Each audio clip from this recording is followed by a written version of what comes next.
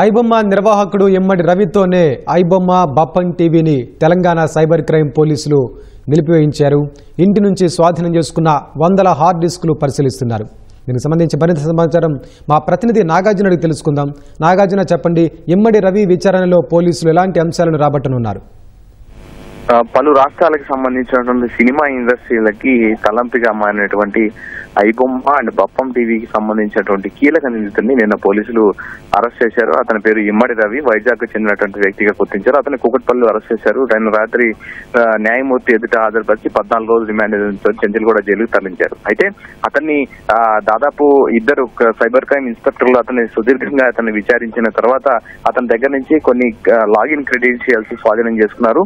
ఆ login credentials చేత అతని ఆధారాలు దాన్ని కూడా క్లోజ్ చేసి ఆ వెబ్సైట్ ని క్రాష్ చేయించినట్లుగా మనకి సమాచారం ఉంది. అయితే ఇప్పుడు ఆ క్రాష్ చేసినటువంటి అతని దగ్గర లాగిన్ డీటెయిల్స్, ఇతర సర్వర్లకు సంబంధించినటువంటి ఐడి, పాస్వర్డ్ అన్ని కూడా పోలీసులు సేకరించారు.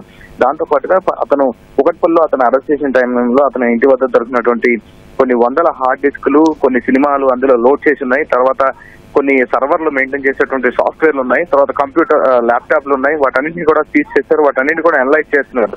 సో వాటిని అనలైజ్ చేసిన తర్వాత మరికొన్ని వివరాలు బయటకు వచ్చే అవకాశం మనకు కనిపిస్తుంది. అతన్ని సోమవారం రోజు రేపు అంటే కస్టడీ పిటిషన్ దాఖలు చేసి అతను కస్టడీలో తీసుకున్న తర్వాత అతని నుంచి మరిన్ని వివరాలు రాబట్టారని పోలీసులు భావిస్తున్నారు. మరోవైపు దీని మీద సుదీర్ఘంగా పనిచేసినటువంటి సైబర్ క్రైమ్ పోలీసులని గతంలో ఉన్నటువంటి గతంలో సిపిగా పనిచేసినటువంటి సివిని ఆనంద్ కూడా అభినందించారు. గతంలో వీళ్ళు ఎప్పుడైతే జూన్ 5వ తేదీన ఈ దర్యాప్తు అంతా మొదలు పెట్టారు, అప్పటి నుంచి కూడా సవాల్ విసురుతున్నాడు. పట్టుకుంటే దమ్ముంటే పట్టుకోండి మమ్మల్ని అని చెప్పేసి అని అతను ఇమ్మడి రవి పోలీసులకి ఐబొమ్మ వేదికగానే సవాల్ విసరడం, దాంతో పాటుగా సినిమా ఇండస్ట్రీలకు ఒక సవాల్ విసరడం, అతను మీరు కోట్లాది రూపాయలు రెమ్యునరేషన్ వాళ్ళకి ఇస్తున్నారు, ప్రజల సొమ్ములను కాజేస్తున్నారనే విషయాన్ని అతను చెప్పడం, పోలీసులను కూడా అటు మీరు దమ్ముంటే పట్టుకోండి అంటూ ఒక సవాల్ వేసిన తర్వాత దీన్ని స్వీకరించినటువంటి పోలీసులు ఎట్టకేలకు అతని ఆమ్స్టర్డామ్ లో కొన్నాళ్లుగా నివాసం ఉంటున్నటువంటి అతని కదలికపై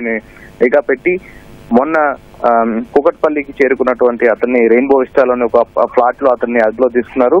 అతని దగ్గర స్వాధీనం చేసుకున్నటువంటి హార్డ్ డిస్క్లు, తర్వాత ఇతర కంప్యూటర్లు విశ్లేషించి మరింత సమాచారం వెలుగులోకి వచ్చే అవకాశం ఉంటుందని భావిస్తున్నారు. మరోవైపు ఇప్పుడు ఇతను ఒక్కడే చేశారా లేకపోతే ఇతనితో పాటు ఎవరెవరు ఉన్నారు, ఇతనికి వచ్చినటువంటి డబ్బులన్నీ కూడా ఎక్కడి నుంచి క్రెడిట్ అయ్యాయి అనేది తెలియాల్సి ఉంది. ఎందుకంటే రెగ్యులర్ గా గతంలో ఈ సైబర్ క్రైమ్ పోలీసులు ఎప్పుడైతే ఈ ఐబొమ్మ వంటి ఈ సైట్ కు సంబంధించినటువంటి పైరసీ సైట్లకు సంబంధించినటువంటి దర్యాప్తు ప్రారంభించారో అప్పటి నుంచి కూడా కొన్ని బెట్టింగ్ సైట్లు వీటికి నిధులు ఇస్తున్నట్టుగా గుర్తించారు. ఎందుకంటే సినిమా ప్లే అవుతున్నప్పుడు, ఐబొమ్మలో సినిమా ప్లే అవుతున్నప్పుడు ఒక క్లిక్ చేసిన తర్వాత వేరే సైట్ కి రీడైరెక్ట్ అవుతుంది, బెట్టింగ్ సైట్ కి. తర్వాత రెండో క్లిక్ కి అప్పుడు సినిమా ప్లే అవుతుంది. సో ఈ విధంగా కొన్ని కోట్ల రూపాయలు నిధులు వీళ్ళు ఇటువంటి ఇమ్మడి రవి వంటి వ్యక్తులకు ఇచ్చి సినిమాలను పైరసీ చేయించి పక్కన బెట్టింగ్ యాప్లను ప్రమోట్ చేయించారనేది ప్రధానమైనటువంటి పోలీసులు సేకరించినటువంటి వివరాలు. సో దీని ఆధారంగా ఇప్పుడు అతని ఏ బెట్టింగ్ యాప్ల నుంచి అతనికి డబ్బులు పొందాడు, అతని బ్యాంకు ఖాతా వివరాలు తెలియాల్సి ఉంది. ఆల్రెడీ ఇప్పటికీ అతని ఖాతాలో ఉన్నటువంటి 3 కోట్ల రూపాయలను కూడా పోలీసులు ఫ్రీజ్ చేయించారు. సో తర్వాత ఇప్పుడు అతని క్రిప్టో వ్యాలెట్లు కూడా చెక్ చేయనున్నారు. ఎందుకంటే కొన్ని విదేశాల నుంచి ఈ బెట్టింగ్ యాప్స్ అన్ని ఆపరేట్ అవుతున్నాయి కాబట్టి ప్రధాన సర్వర్లన్నీ అక్కడే ఉన్నాయి. సో వాళ్ళ దగ్గర నుంచి కూడా ఇతనికి క్రిప్టో రూపంలో, కరెన్సీ రూపంలో డబ్బులు వచ్చాయని పోలీసులు భావిస్తున్నారు.